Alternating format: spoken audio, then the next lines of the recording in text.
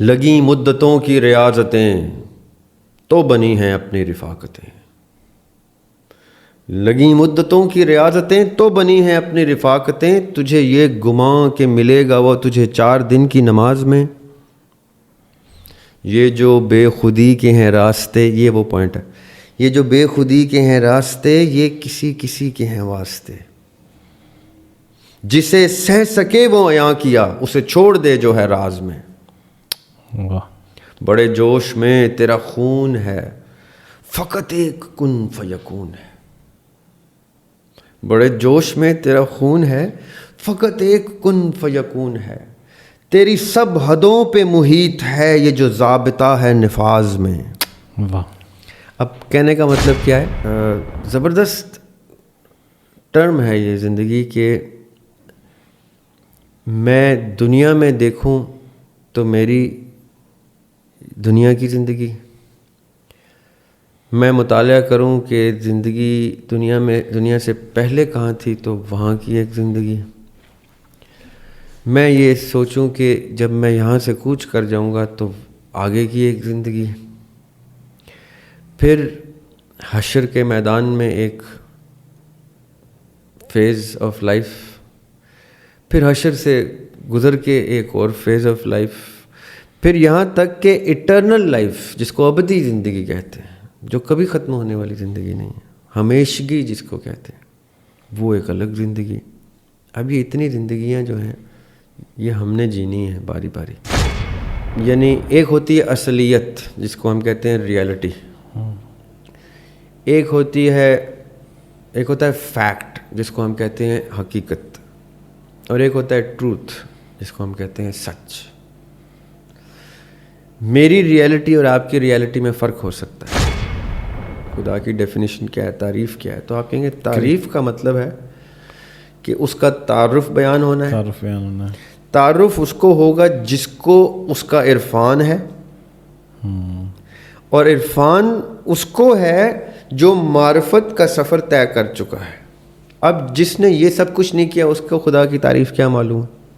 بسم اللہ الرحمن الرحیم، میں یاسر جنجوعہ اور آپ دیکھ رہے ہیں یاسر جنجوعہ پوڈ کاسٹ کی ایک اور ایپیسوڈ۔ آج دن ہے جمعہ کا، ذریاب ہاشمی صاحب ہمارے ساتھ ہیں، اور آج ہم ایک نئے موضوع کے اوپر ذریاب صاحب سے بات کریں گے۔ سر السلام علیکم۔ وعلیکم السلام۔ ذریاب بھائی، اگر آپ کو یاد ہو، میری ڈائری میں ابھی بھی لکھا ہوا ہے، لاسٹ فرائیڈے کو جو ہم نے پوڈ کاسٹ کیا تھا اس میں ایک سوال آیا تھا، اس سوال کو ہم نے نوٹ کر کے ہولڈ کر لیا تھا جی، اور وہ سوال یہ ہے کہ شریعت، طریقت، تصوف، حقیقت، معرفت اور گمان،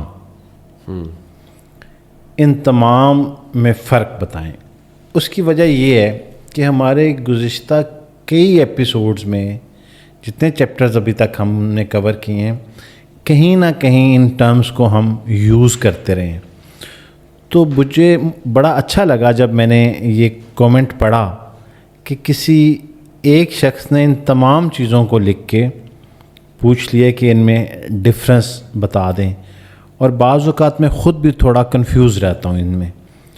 تو شریعت اور طریقت سے شروع کریں اور one by one in terms کو کلیئر کرتے جائیں۔ اچھا جی، پہلی بات تو یہ کہ یہ بڑی ہی واسٹ ٹرمز ہیں، کمپریہنسو ٹرمز ہیں، جن کے اوپر ایک ایک ورڈ جو آپ نے یوز کیا ہے ان کے اوپر کتنی ہی کتابیں لکھی جا سکتی ہیں، اور کتنی کتابیں لکھی ہیں لوگوں نے، اور کتنی ہی کتابوں کا نچوڑ ان الفاظ میں آ جاتا ہے۔ اور چونکہ ہمارے پاس وقت بھی کم ہوتا ہے، یعنی ہم چاہتے ہیں زیادہ سے زیادہ چیزیں ایڈریس ہوں، تو ہم آج بھی کوشش یہ کریں گے کہ ان کو جتنا ہم ڈسکس کر سکیں کر لیں، اور وقت کی قید میں رہتے ہوئے۔ ذریاب بھائی، آپ نے نا یہ کہہ کے میرے لیے بڑی آسانی کر دی ہے، کیونکہ سننے والے اکثر مجھے کہتے ہیں کہ آپ ذریاب بھائی کو روک کے جو ہے وہ مکمل نہیں کرنے دیتے، جب کہ شاید وقت کی قلت ہوتی ہے تو ہم ایک خاص حد تک ہی اس کو بیان کر سکتے ہیں. بالکل ایسا ہے. تو شریعت کا جو میں کوشش کرتا ہوں کہ اپنے خیال کے مطابق اپنے جو میرا تصور ہے شریعت کا میں وہ زیادہ بیان کروں بجائے اس کے کہ جو ان کو کتابوں میں مل جائے. صحیح. میری کوشش ہوگی میں essence of these words discuss کروں. لیٹن میں ایک سینگ ہے جو میرے ذہن میں آ گئی ابھی, سالوس پاپولی سپریما leaks ایسٹو, salvation of people lies in absolute justice.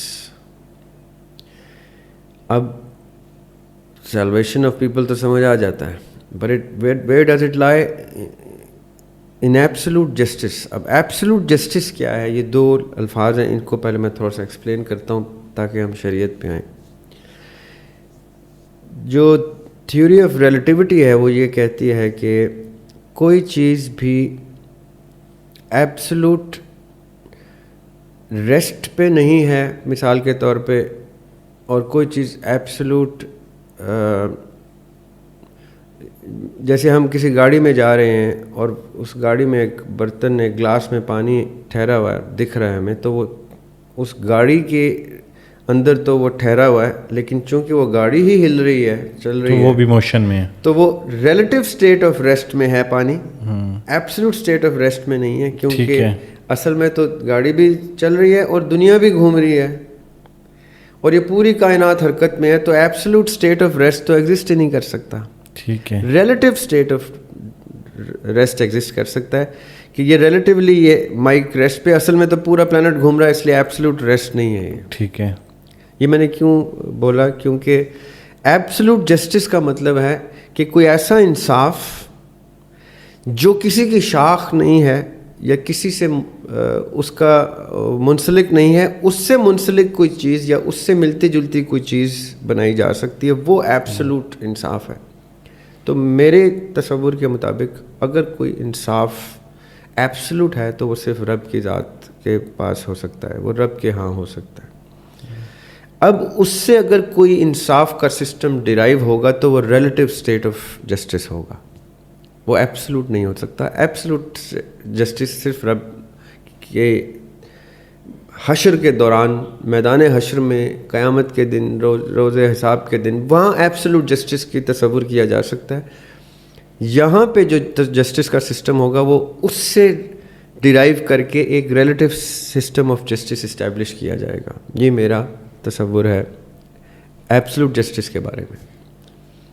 اب یہ میں نے کیوں بیان کیا؟ شریعت میری نظر سے اگر دیکھیں تو ایبسلوٹ سسٹم آف جسٹس کی ایک ڈیریویشن ہے جو دنیا میں اپلیکیبل ہوگی. اللہ سبحانہ و تعالیٰ جب دنیا میں کوئی نظام لے کے آتے ہیں انبیاء علیہ السلام کے تھرو, تو وہ جو نظام شریعہ نافذ ہوتا ہے وہ relative state, the finest relative state of justice ہے جو ایبسلوٹ اسٹیٹ آف جسٹس سے ملتی جلتی ہوگی, جو اللہ تعالیٰ نے بیان کی ہے. تو اپنے ہی ایبسلوٹ سسٹم کی ایک ڈیریویشن ہمیں دی ہے. یعنی اب یہاں پہ جہنم تو بنائی نہیں جا سکتی کہ جی ایک کمرہ بنا دیں اس میں آگ جل رہی ہے اس میں بندے جلائیں, نہیں, وہ وہیں پہ ہوگا. یہاں پہ اس کی فائنسٹ شیپ ہوگی جو دنیا میں اور دنیا کے مٹیریل قیود, حدود و قیود میں رہتے ہوئے ممکن ہے.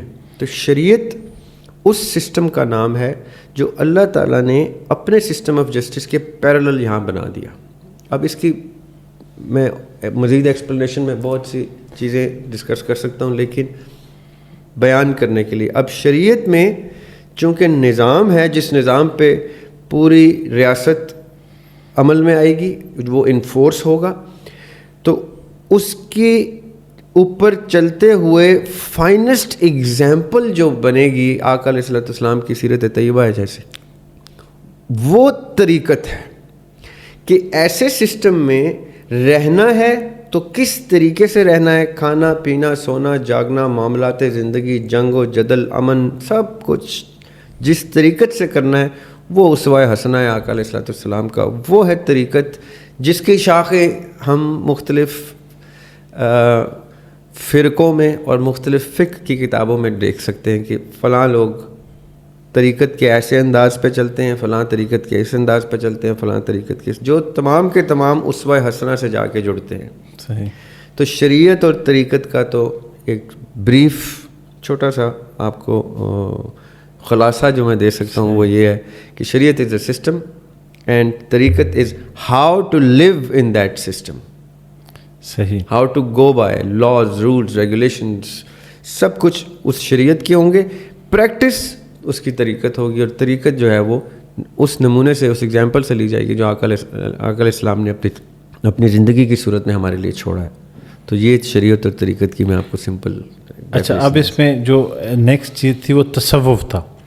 تصوف کی باقاعدہ ایک لمبی بحث ہو سکتی ہے، لیکن بہرحال سوال میں تصوف کا بھی پوچھا گیا ہے. تصوف اور معرفت اور حقیقت اور پھر اس میں آگے چل کے گمان بھی ہے. تو پھر بھی ہم سٹیپ اس کو بائی پارٹس کر لیتے ہیں. تصوف کی کیا ڈیفینیشن ہے؟ تصوف کی ڈیفینیشن کو ہم تیسرے نمبر پہ لے جاتے ہیں. تیسرے نمبر پہ، پہلے نمبر پہ حقیقت اور دوسرے نمبر پہ گمان کو لے آتے ہیں، بلکہ پہلے نمبر پہ گمان کو لے آتے ہیں، دوسرے نمبر پہ حقیقت کو. ٹھیک ہے. ہر ذی شعور شخص، اب میں نے ذی شعور ورڈ یوز کر لیا تو اس کا مطلب ہے کہ جو شعور کی اس حد پہ آ چکا ہے، اس منزل کو طے کر چکا ہے کہ وہ کسی بھی سطح پہ، کسی زندگی کے کسی بھی سٹیج میں جب وہ اس کو لگے کہ اب وہ شعور کو کی منازل طے کرنا شروع کرنے لگا ہے، اس شخص کی میں بات کر رہا ہوں.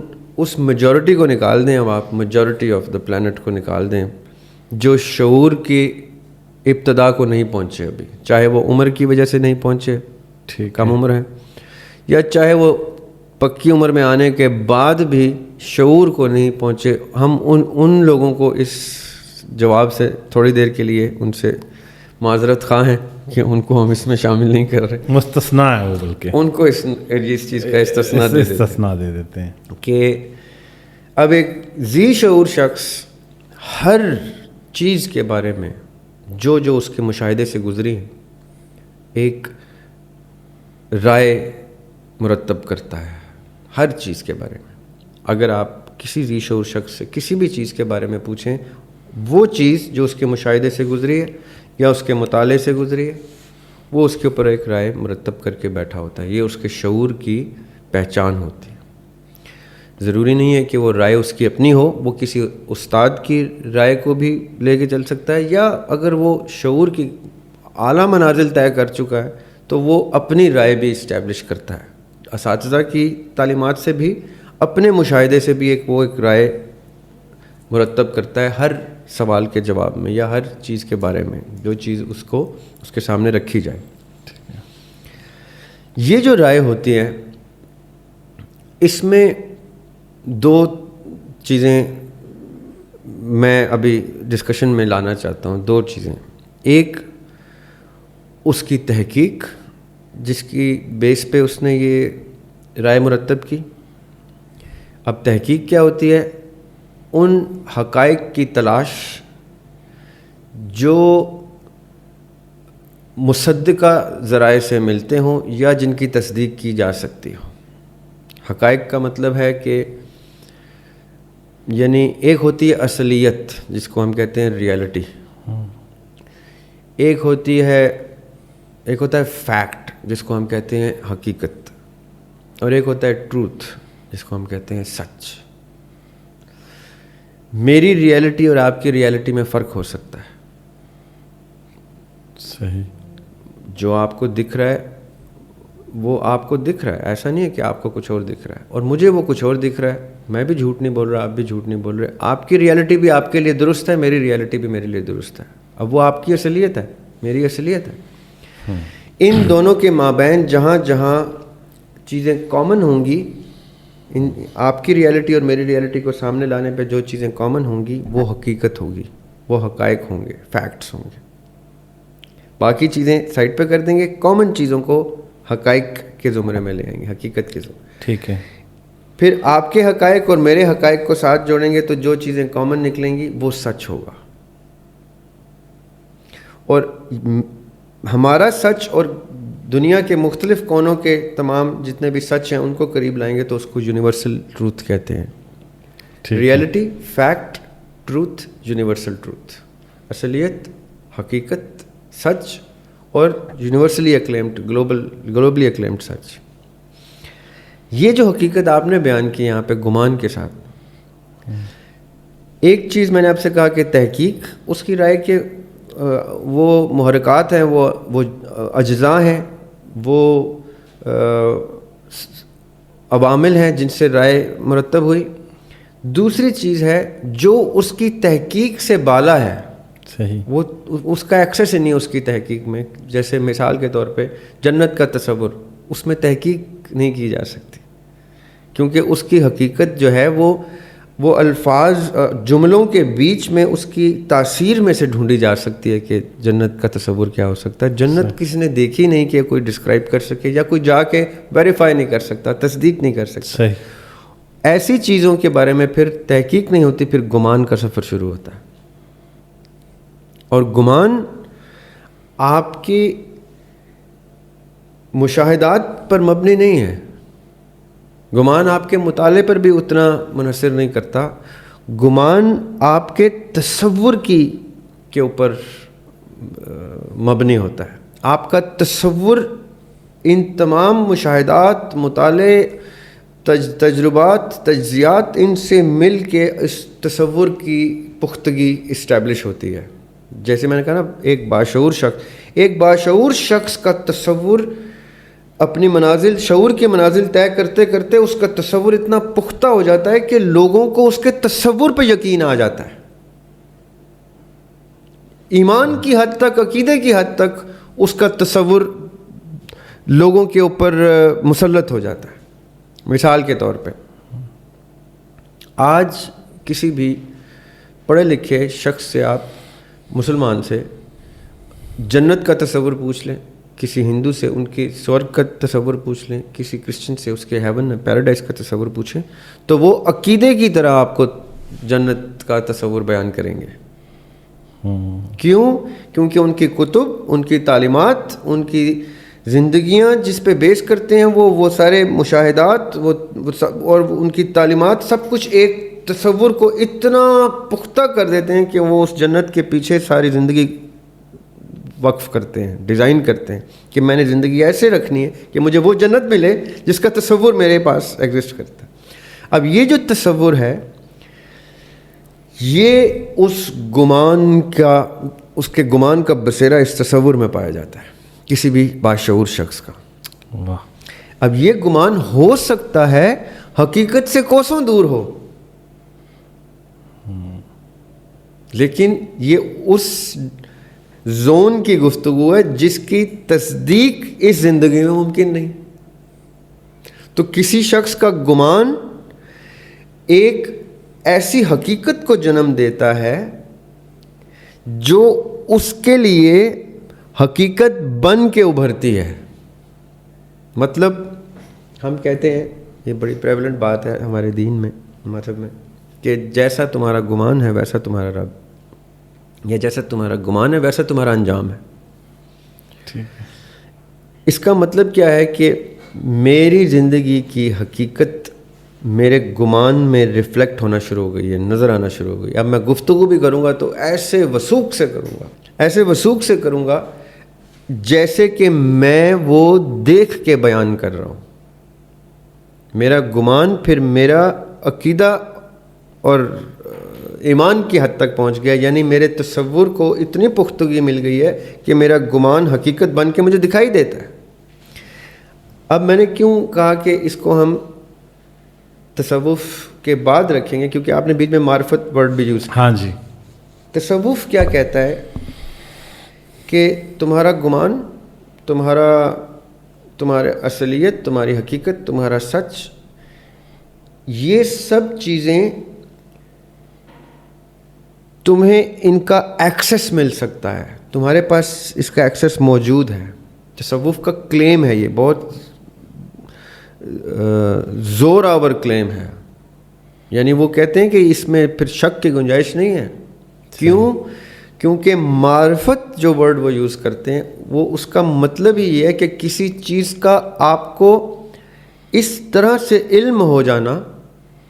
اب معرفت کا مطلب کیا ہے کہ جیسے میں کہتا ہوں کہ اگر میں ابھی آپ سے پوچھوں خدا کی تعریف کیا ہے، خدا کی ڈیفینیشن کیا ہے، تعریف کیا ہے، تو آپ کہیں گے تعریف کا مطلب ہے کہ اس کا تعارف بیان ہونا ہے. تعارف اس کو ہوگا جس کو اس کا عرفان ہے، اور عرفان اس کو ہے جو معرفت کا سفر طے کر چکا ہے. اب جس نے یہ سب کچھ نہیں کیا اس کو خدا کی تعریف کیا معلوم ہے؟ اس کو تو کتابی تعریف معلوم ہے جو کہ اس نے کتابوں میں پڑھی جو سنی. اس کا مطلب ہے کہ یہ جو گمان ہے، یہ جو تحقیق ہے، حقیقت ہے، یہ جو سچ ہے، یہ سب کا سب، جیسے میں نے پہلے سوال میں کہا نا، ایبسلوٹ اور ریلیٹیو، ایبسلوٹ جسٹس اور ریلیٹیو جسٹس، ایک ایبسلوٹ کی ڈیریویشن ہے. ایبسلوٹ گاڈ کی تعریف کریں تو ایک ڈیرائیوڈ ڈیفینیشن نکلے گی. کس چیز سے ڈیرائیوڈ؟ اس کے تمام مشاہدات سے، اس کے تمام سفر سے، اس کے گمان سے. اب معرفت، تصوف کیا کہتا ہے کہ معرفت اتنا کامیاب زینہ ہے، سیڑھی ہے اس منزل تک پہنچنے کی کہ جہاں پہ کشف ہو جاتا ہے آپ کو حقیقت کا، وہ کشف ہو جاتا ہے کہ آپ کے اوپر آپ وجدان کی کیفیت میں آ جاتے ہیں. پس آپ کی معرفت ایک مسمم حقیقت ہے عقیدے کی طرح. اب تصوف کا یہ کلیم بہت سے ایسے لوگوں کو جو تصوف کو سمجھ نہیں پائے یا تصوف کو سمجھنا چاہتے ہی نہیں ہیں، وہ کہتے ہیں یہ ہمارا کوئی انٹرسٹ نہیں ہے تصوف کو سمجھنے میں، ان کے لیے یہ تصوف کا کلیم میئر کلیم بن کے رہ جاتا ہے کہ یہ ایک ان کا ماننا ہے. اصل میں رب جانتا ہے کہ کیا ہے، کیونکہ وہ اس سفر پہ بھی نہیں گئے جس سفر پہ تصوف کے لوگ جاتے ہیں، اور وہ سفر پہ جانا بھی نہیں چاہتے کیونکہ سیف نہیں ہے. تو وہ کہتے ہیں کہ جی آپ نے پہلے جو شریعت اور طریقت بیان کی ہے نا، ہم اس پہ چلتے ہیں. وہ ایک سیفسٹ پیتھ وے ہے to the same heaven, to the same almighty, جدھر یہ تصوف والے رسکی گراؤنڈز پہ جاتے ہیں. یہ میری بات آپ نے سمجھنی ہے، اور یہ میری بات آپ کے آڈینس کے لیے بھی ہے. کیوں؟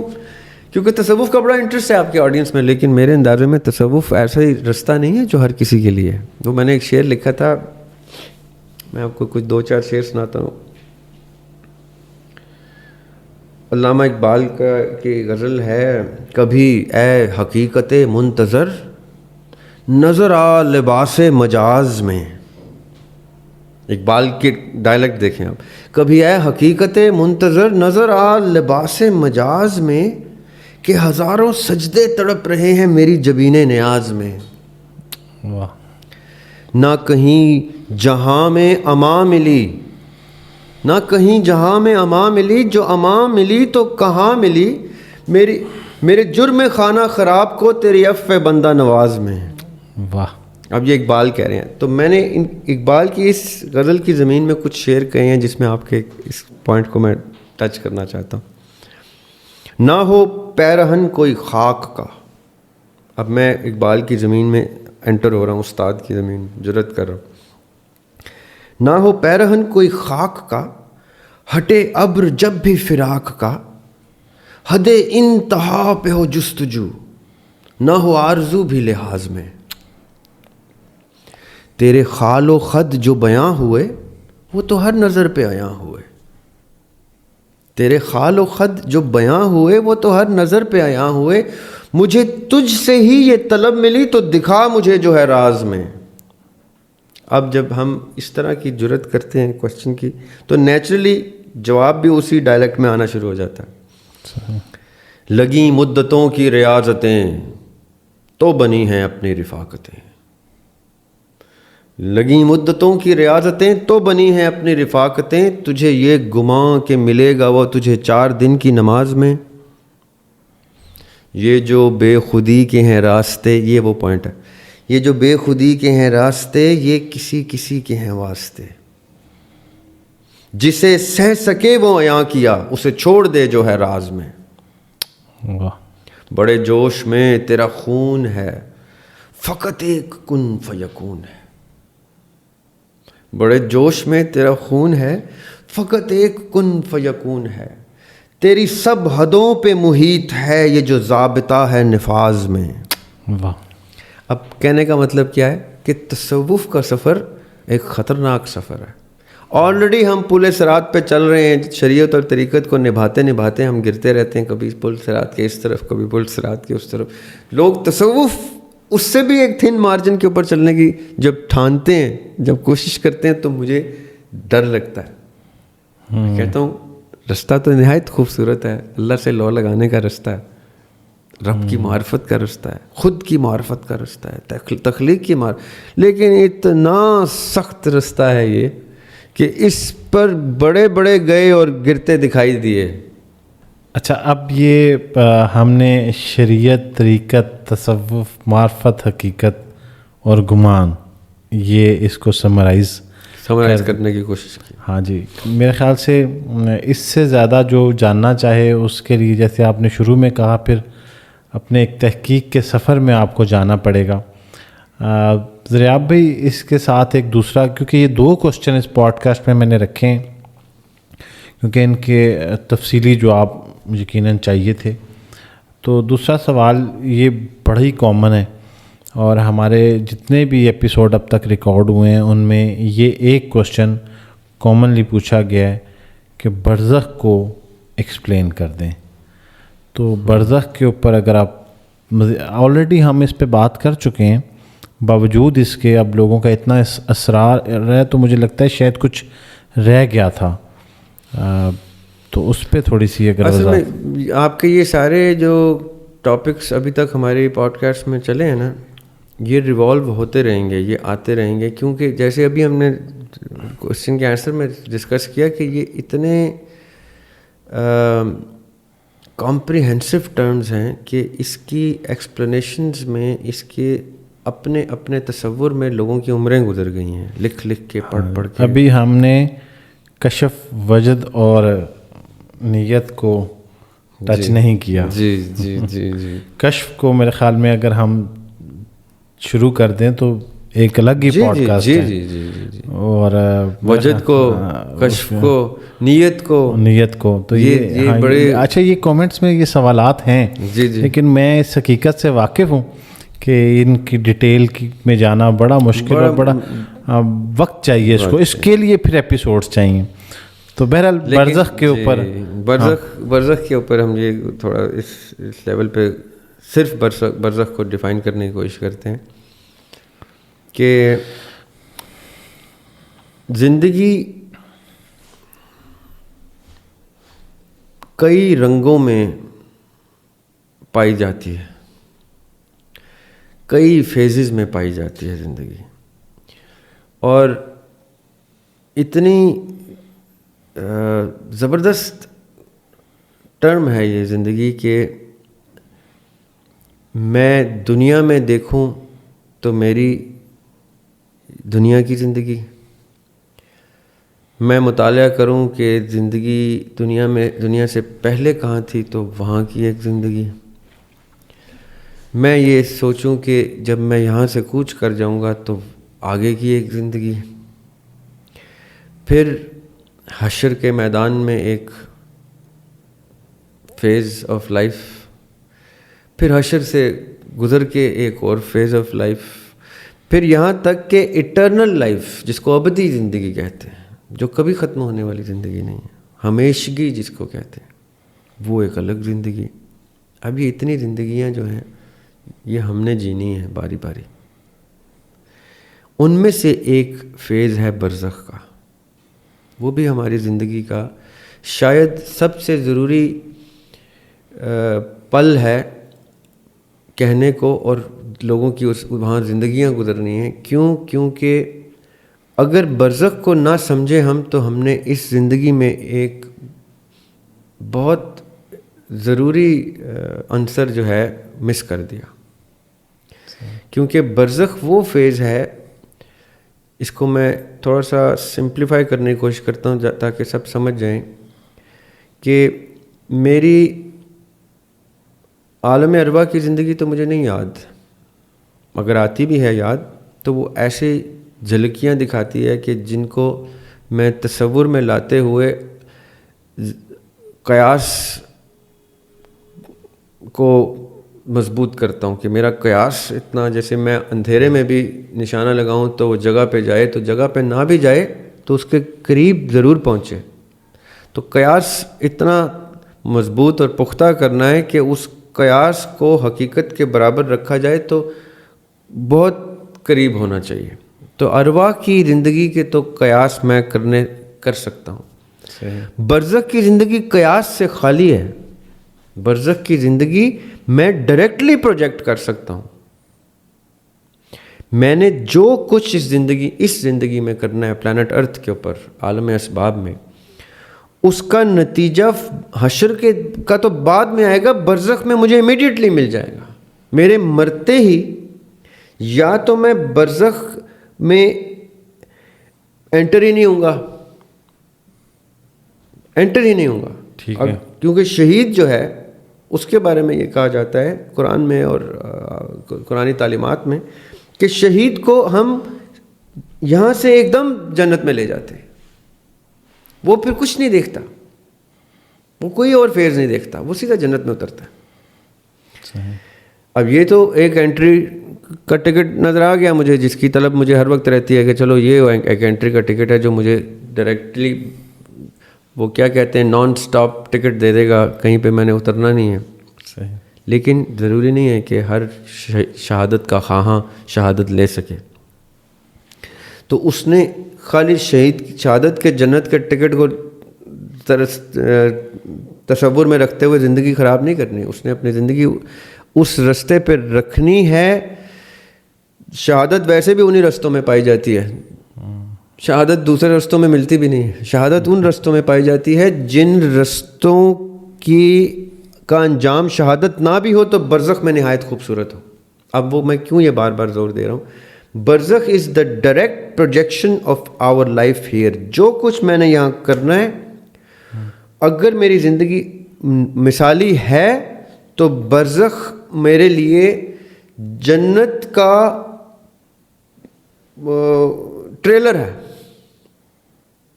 صحیح. اور برزخ اس کی بھی ہے جو قبر نہیں دیکھتا، اس کی بھی ہے جو قبر دیکھتا ہے، اس کی بھی ہے جو انجام ایسے دیکھتا ہے کہ اس کے جسم بھی کے ٹکڑے بھی نہیں ملتے.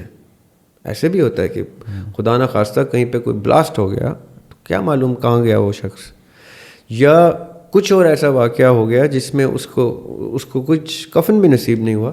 برزخ اس کو بھی نصیب ہونی ہے. اب کس کی برزخ کتنی خوبصورت ہے وہ ہر شخص کو پتہ ہے. وہ مجھے بھی پتہ ہے میری برزخ کتنی خوبصورت ہونی ہے، کیونکہ مجھے اپنی زندگی کا پتہ ہے کہ میں نے کتنی خوبصورت زندگی گزاری. اگر میں نے خدا نہ خواستہ اس میں کسر چھوڑی ہے تو مجھے برزخ سے کوئی توقع نہیں رکھنی چاہیے کہ اس میں مجھے کوئی اللہ تعالیٰ مفت کی معافی عنایت کر دے گا. برزخ وہ فیز نہیں ہے جہاں معافی کا فیصلہ ہوتا ہے. معافی کا فیصلہ حشر میں ہوتا ہے. برزخ وہ فیز ہے جس میں آپ، اچھا بائی دا وے تصوف کا ہم ذکر کر رہے تھے تھوڑی دیر پہلے. تصوف میں تو زندگی کو اتنا مثالی کرنا ہوتا ہے، اللہ کی اتنی قربت حاصل کرنی ہوتی ہے کہ برزخ میں آپ کی سے ری انٹری لیتے ہیں آپ. اور اللہ تعالیٰ کئی لوگوں کو ضروری نہیں کہ تصوف کا مطلب ہے کہ صوفی ہو جائیں. آپ نے زندگی اتنی خوبصورت گزاری ہے کہ اللہ تعالیٰ خود بھی آپ کو برزخ سے، اللہ تعالیٰ کے اختیار میں تو سب کچھ ہے، آپ کو کسی ٹاسک پہ لگا سکتے ہیں. Administration tasks of the plant جو لوگ کہتے ہیں تصوف کے لوگ، واقعتاً ایڈمنسٹریشن ٹاسکس ہوتے ہیں، فرشتوں کے بھی ہوتے ہیں اور فرشتہ صفت انسانوں کے بھی ہوتے ہیں. برزخ وہ جگہ ہے جہاں سے آپ کو اس تمام اپنے عمل کا سیکنڈ فیز آف لائف اس کے مطابق ملتا ہے. اس کے بعد تھرڈ فیز آف لائف آتا ہے حشر کا, اس کے بعد فورتھ فیز آف لائف آتا ہے پوسٹ حشر جو آپ کا انجام ہے جنت یا دوزخ, اور اس کے بعد اٹرنل زندگی شروع ہوتی ہے جو ابدی زندگی جو کبھی ختم نہیں ہوگی.